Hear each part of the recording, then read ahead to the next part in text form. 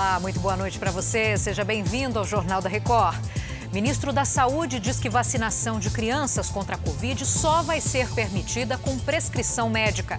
Conecte SUS volta a funcionar, mas serviços ainda registram instabilidade.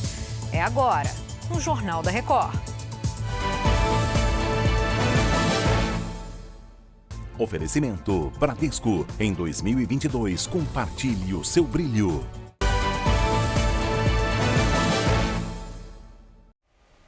O ministro da Saúde afirmou agora à noite que o governo federal vai liberar a vacinação contra a Covid para crianças de 5 a 11 anos, mas desde que a imunização seja prescrita por um médico. Vamos fazer conexão com Brasília. Clébio Cavagnoli traz as informações. Boa noite.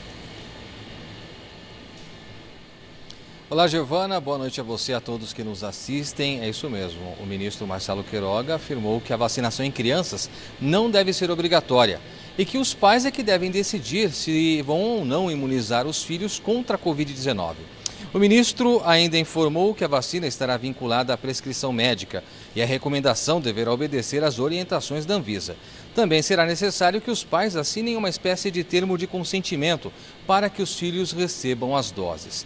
A gente relembra aqui que a vacina da Pfizer foi autorizada pela Anvisa há uma semana e deverá ser administrada em crianças de 5 a 11 anos de idade em 2 doses com intervalo de 3 semanas. Giovana.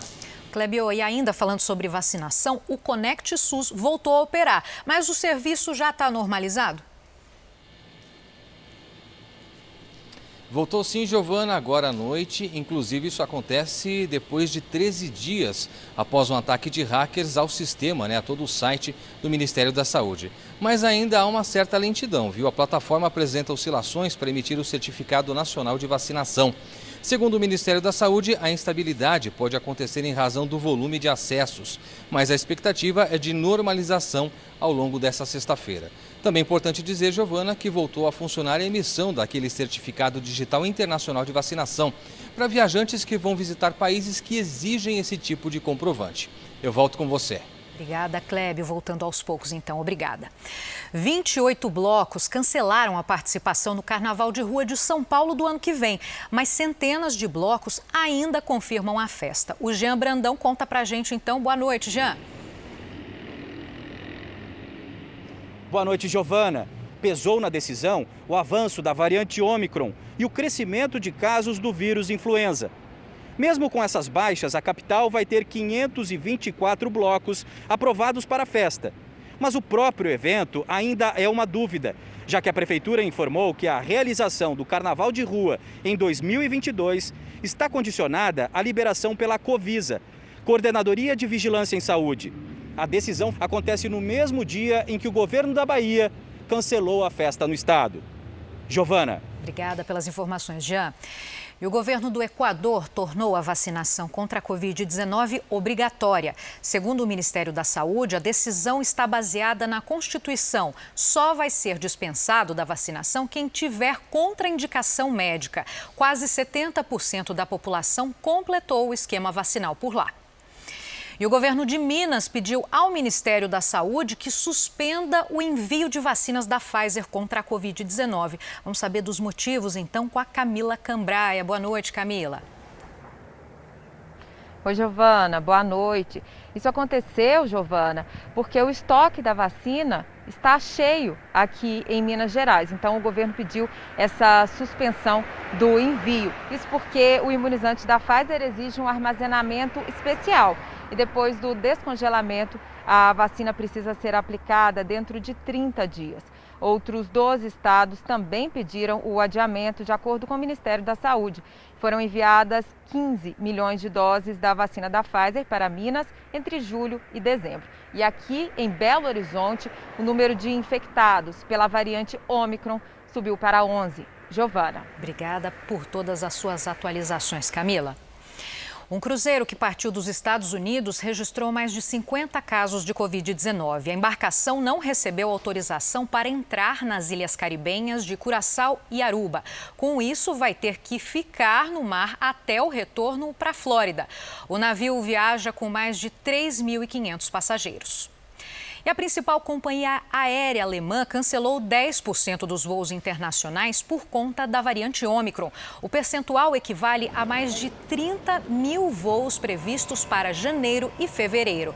A Lufthansa também afirmou que muitas viagens foram canceladas por falta de pilotos que foram infectados. Na quarta-feira, uma companhia aérea sueca também cortou voos por conta da variante. O continente americano registrou mais de 100 milhões de casos de Covid-19 desde o começo da pandemia. Vamos saber mais com a correspondente Evelyn Bastos. Boa noite, Evelyn. Olá, Giovana. Olha, de acordo com dados do Escritório Regional da Organização Mundial da Saúde, a variante Ômicron já foi detectada em 19 países e territórios americanos. Na América do Sul, as infecções por Covid-19 caíram 10,7% e as mortes 6,3%. No entanto, a Argentina, Bolívia e Equador registraram um aumento acentuado nos casos da doença na última semana. Aqui nos Estados Unidos, a Ômicron é agora dominante em todos os estados do país. A nova variante responde por 90% das infecções. Por causa da cepa, o governo americano anunciou que vai oferecer 500 milhões de testes de Covid-19 gratuitos a partir de janeiro. A alta procura por testes antes do Natal formou longas filas pelo país nesta quinta, viu, Giovana? Obrigada pelas informações, Evelyn. Os auditores da Receita Federal anunciaram greve a partir de segunda-feira. A exceção vai ser nas fronteiras, onde vai haver a operação padrão. A categoria cobra do governo a publicação do decreto que regulamenta o bônus de eficiência, uma verba a mais por produtividade. E a Assembleia Legislativa do Rio quer suspender o edital de concessão do aeroporto Santos Dumont, no Rio de Janeiro. O Denis Queiroz fala de lá e tem os detalhes ao vivo. Boa noite, Denis. Boa noite, Giovana. Olha, a Alerj pediu ao Tribunal de Contas da União que não dê prosseguimento a esse edital. A casa alega que há ilegalidade no processo coordenado pela ANAC. A licitação prevê o aterramento da Baía de Guanabara para ampliar as pistas do aeroporto Santos Dumont, mas a área de preservação ambiental permanente, ou seja, seria proibido. O plano do governo federal é iniciar o leilão aqui do aeroporto Santos Dumont já no primeiro semestre do ano que vem. Giovana. Obrigada, a gente continua acompanhando o assunto, então. Obrigada e bom trabalho.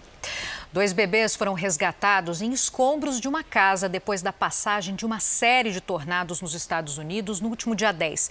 Imagens divulgadas pela equipe de resgate mostram o momento em que as crianças são encontradas vivas. Um bebê de 3 meses e outro de 1 ano e 3 meses estavam numa banheira. Os 2 saíram ilesos e foram levados para um hospital. E a Prefeitura de Nova York anunciou que manteve a festa de Ano Novo na Times Square.